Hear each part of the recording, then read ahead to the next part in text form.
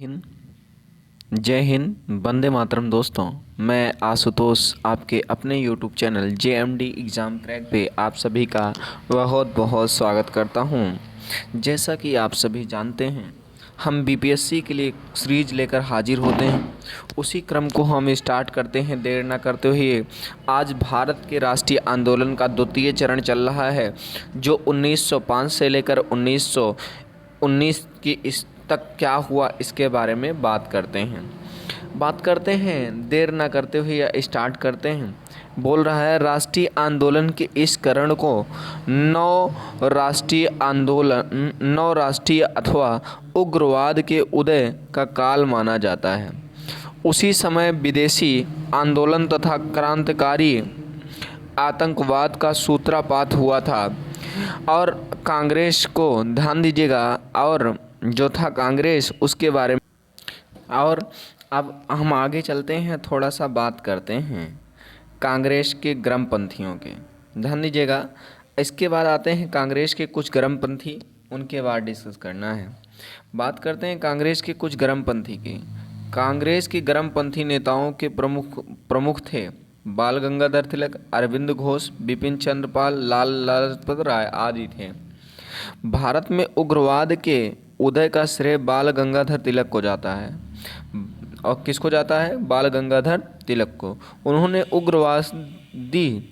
उग्रवाद राष्ट्रीय चेतना के विकास में धार्मिक रूढ़वाद का आश्रय लिया था। तिलक ने 1894 में गणपति महोत्सव, सुपर इम्पॉर्टेंट है, गणपति महोत्सव और शिवाजी महोत्सव बम्बई में आरंभ किया था। सुपर इम्पॉर्टेंट प्रश्न है, यह पूछा जाने की संभावनाएं हैं। अगला आता है, इसने जब बात किया जाए स्वराज्य स्वदेशी बहिष्कार का नारा सर्वप्रथम तिलक ने ही दिया था। किसने दिया था? तिलक ने ही दिया था। ये क्वेश्चन बहुत अच्छा आता है और इसके बारे में समझने का प्रयास किया जाता है। उग्रवादी नेताओं का विश्वास था कि भीख मांगने से कभी स्वतंत्रता नहीं मिल सकती। इसके लिए स्वावलंबन, संगठन और संघर्ष की आवश्यकता है। ये बिल्कुल सही है। भारतीय राष्ट्रीय आंदोलन के तृतीय चरण में लाल बाल पाल उग्रवादी नेता के प्रमुख स्तंभ कहलाते थे। भारत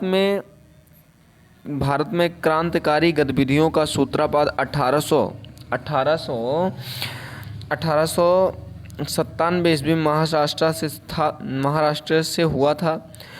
राष्ट्रीय आंदोलन के तृतीय चरण में क्रांतिकारी आतंकवाद के प्रमुख केंद्र पंजाब, बंगाल और महाराष्ट्र थे। अगली बात आती है, थोड़ा सा और चलते हैं और जानने का बात करते हैं। इस चरण में क्रांतिकारियों ने तिलक द्वारा दिए गए नारे अनुनय विनय नहीं अपितु जुगुस्सा को अपना आदर्श घोषित किया। देखिए, अगर पूछा जाएगा अनुनय विनय नहीं अपितु जुगुस्सा को अपना आदर्श वाक मानने वाले कौन थे, तो सभी लोग माने थे, लेकिन इसका नारा देने वाले तिलक जी थे। अब आता है बंगाल विभाजन। बंगाल में राष्ट्रीय चेतना को नष्ट करने के उद्देश्य से लॉर्ड कर्जन द्वारा 9 जुलाई 1905 को बंगाल विभाजन के निर्णय की घोषणा की गई थी तथा 16 अक्टूबर 2005 को बंगाल विभाजन का निर्णय प्रभावी हुआ। बंगाल विभाजन के विरोध में कांग्रेस द्वारा 7 अगस्त 1905 को कोलकाता के टाउन हॉल में स्वदेशी आंदोलन की घोषणा की गई और विदेशी वस्तुओं को अस्वीकार कर लिया जाए। विदेशी वस्तुओं को बहिष्कार पारित कर दिया गया। देखिए, ये है बंगाल विभाजन की बात। अगला आता है, देखिए, अगर बंगाल विभाजन 16 अगस्त 1905 को ही होता है, तो 16 अगस्त 1905 को ही शोक दिवस के रूप में आयोजित किया जाने लगा। अब बात आती है, स्वदेशी आंदोलन का विचार सर्वप्रथम किसने स्वदेशी आंदोलन का विचार सर्वप्रथम कृष्ण कुमार मित्र ने संजीवनी में 1905 में प्रस्तुत किया था। किसने प्रस्तुत किया है? कृष्ण कुमार मित्र ने। अगला आता है, स्वदेशी और बहिष्कार आंदोलन में उग्रवादी नेता बाल गंगाधर तिलक, लाला लाजपत राय, अरविंद घोष ने पूरे देश में फैला दिया था। क्या किया था? पूरे देश में फैला दिया था। बहिष्कार आंदोलन के अंतर्गत न केवल विदेशी वस्तुओं का बहिष्कार किया गया, अपितु स्कूल, अदालत, उपाधि और सरकारी नौकरियों आदि का भी बहिष्कार किया गया था। ध्यान दीजिएगा, अगला इम्पोर्टेंट है, बंगाल विभाजन के समय बंगाल का लेफ्टिनेंट गवर्नर पर सर एंड्रूज हेडरसन या एंडरसन लीथ फ्रेजर था। कौन था? लीथ फ्रेजर था। बंगाल के विरोध में हुई प्रारंभिक बंगाल आंदोलन का नेतृत्व सुरेंद्र नाथ बनर्जी ने किया था। और आता है बात बंगाल में ब्रिटेन की वस्तुओं को बहिष्कार का सुझाव सर्वप्रथम कृष्ण कुमार मित्र ने दिया था। बंगाल विभाजन का मुख्य कारण हिंदू मुस्लिम को विभाजित करना था। अगला इम्पोर्टेंट आता है थॉट्स। देखिए क्या क्या कारण थे उसके बाद में समझना है। आंध्र प्रदेश के डेल्टाई इलाकों में स्वदेशी आंदोलन को वंदे मातरम आंदोलन के रूप में जाना गया। सुपर इम्पोर्टेंट प्रश्न है। 1911 में दिल्ली दरबार में बंगाल विभाजन को रद्द कर दिया गया और राजधानी को कोलकाता से दिल्ली स्थानांतरित कर लिया गया। देखिए ये पूछा जाता है कि किस सन में कोलकाता से दिल्ली राजधानी को स्थानांतरित किया गया, तो 1911 में। अगला प्रश्न है, स्वदेशी आंदोलन को लोकमान्य तिलक ने पूरे देश में अजीत सिंह और लाला लाजपत राय ने पंजाब और उत्तर प्रदेश में सैयद हैदर राजा दिल्ली में तथा चिदम्बरम पिल्लई ने मद्रास प्रेसिडेंट के नेतृत्व किया था। ब्रिटिश प्रकार एच.डब्ल्यू. बेंसन विदेशी आंदोलन से जुड़े थे। कौन से विदेशी आंदोलन से जुड़े थे? अगला इम्पोर्टेंट फैक्ट आता है, स्वदेशी आंदोलन के दौरान वंदे मातरम और भारतीय राष्ट्रीय आंदोलन का शीर्ष गीत बना था। वंदे मातरम शीर्ष गीत बना था। अब बात आता है स्वदेशी आंदोलन में लगाए गए नारे, वंदे मातरम, विभाजन नहीं चाहिए, बंगाल एक है, ऐसे नारे लगाए गए थे। और ये नारे पूछे जाते हैं किसने लगाए थे।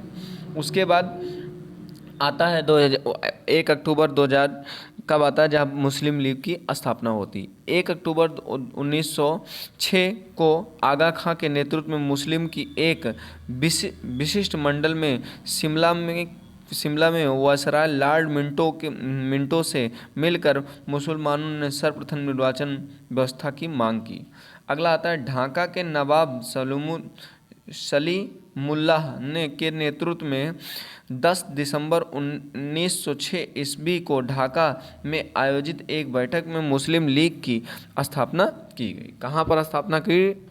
मुस्लिम लीग की। किसके नेतृत्व में? आगा खां के नेतृत्व में। चलिए अगला इंपॉर्टेंट है, 1908 ईस्वी में अमृतसर में हुए मुस्लिम लीग के अधिवेशन में मुसलमानों के लिए पृथक निर्वाचन मंडल की मांग की गई। बहुत इंपॉर्टेंट है, कहाँ मांग की गई? तो ये अमृतसर में मांग की गई। अगला इंपॉर्टेंट है, अमृतसर में मांग की गई थी। अगला बात आती है, इस मांग को पूरित शीघ्र ही 1909 ईस्वी में भारतीय परिषद अधिनियम मिंटो सुधार द्वारा किया गया। मुस्लिम लीग का प्रथम अध्यक्ष आगा खां था। और अगला आता है 1907 ईस्वी में मुस्लिम लीग का वार्षिक अधिवेशन कराची में हुआ। मुस्लिम लीग का मुख्यालय लखनऊ में था। 1908 ईस्वी में इनकी एक शाखा लंदन में सैयद अमीर अली ने स्थापना की थी। अब एक कामागाटा मारू प्रकरण आता है जो सुपर इम्पोर्टेंट है। कामागाटू मारू प्रकरण ये इम्पोर्टेंट है, पूछा जाता है कामागाटा मारू प्रकरण क्या है।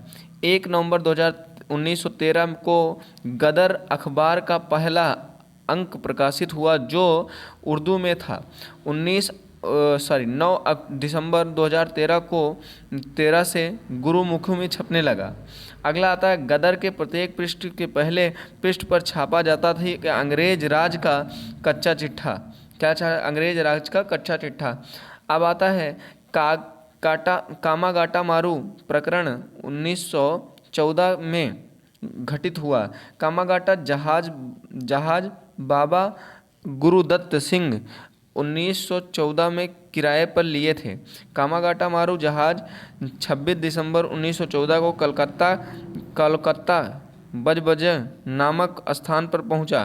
कलकत्ता में बजबज नामक स्थान पर पहुंचा और पहुंचने पर इस ध्यान दीजिएगा पहुंचा और इस प्रकरण के अंतर्गत 1914 में भारतीयों के कनाडा प्रवेश में को लेकर कुछ लोगों ने प्रतिबंधों के विरुद्ध आंदोलन कर दिया। आंदोलन के नेताओं ने शोर कमेटी की स्थापना की। नेताओं का प्रमुख बलवंत सिंह, हुसैन रहीम और सोहन लाल पाठक आदि थे। प्रथम विश्व युद्ध के दौरान भारत के गुरदीप सिंह ने जलतोप किराए पर लेकर कनाडा के बंदरगाह वैंकूवर की ओर प्रस्थान किया था। अगला इम्पोर्टेंट आती है कांग्रेस की कुछ अधिवेशन की बात करना पड़ता है। कांग्रेस के सूरत अधिवेशन की बात करनी है। 1907 में जो हुआ है। राष्ट्रीय आंदोलन की उग्रवाद के साथ साथ अंग्रेजों के द्वारा अंग्रेज उग्रवादी नेताओं और उग्रवाद नेताओं के मतभेद व्यापक होते जा रहा था।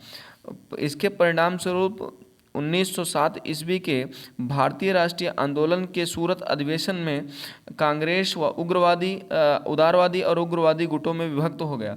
2007 में सूरत अधिवेशन में उग्रवादी द्वारा पास कराए गए प्रस्ताव स्वदेशी बहिष्कार और राष्ट्रीय शिक्षा और सुशासन के प्रयोग को लेकर कांग्रेस का पहला विभाजन हुआ। अगला इम्पोर्टेंट है 23 दिसंबर 1912 में लॉर्ड हर्टिंग पर दिल्ली में बम फेंका गया, जिसमें दो भाई बाल मुकुंद को फांसी दी गई। अगला आता है लखनऊ पैक्ट। क्या आता है लखनऊ पैक्ट? लखनऊ पैक्ट आता है 1915 ईस्वी में मोहम्मद अली जिन्ना के व्यक्तिगत प्रयास से मुंबई में कांग्रेस और मुस्लिम अधिवेशन साथ साथ आए और मुस्लिम लीग और कांग्रेस द्वारा नियुक्ति समितियों ने मिलकर एक संयुक्त योजना बनाई। 1916 के कांग्रेस के लखनऊ अधिवेशन में स्वीकृत हो गया कि यही योजना कांग्रेस लीग योजना कहलाएगी। ये बात हो गई। अगली बात आती है सुपर इम्पोर्टेंट पार्ट्स है जो प्रश्न पूछे जाते हैं ये इसमें से। कह रहा लखनऊ पैक्ट के द्वारा देखिएगा ध्यान से सुनिएगा। लखनऊ पैक्ट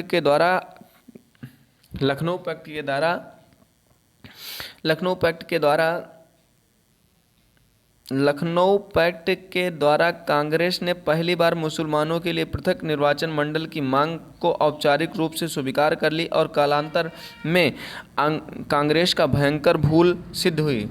उग्रवाद और उदारवादी के पुनर्मिलन की प्रक्रिया में एनी बेसेंट और तिलक ने भूमिका निभाई, जबकि मोहम्मद अली जिन्ना और तिलक कांग्रेस लीग की समझौता में भूमिका निभाए।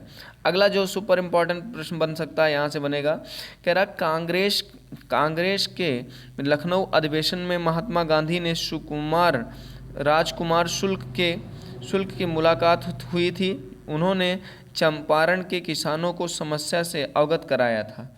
अगला इम्पोर्टेंट आता है होम लीग आंदोलन 1916। सर्वप्रथम आयरलैंड में आयरिश नेता रेडमंड के नेतृत्व में होम लीग की स्थापना हुई। 1916 का लखनऊ अधिवेशन होम रूल लीग के सदस्य के लिए अपनी ताकत दिखाने का अच्छा मौका था। 28 अप्रैल 1916 ईस्वी को बाल गंगाधर तिलक द्वारा महाराष्ट्र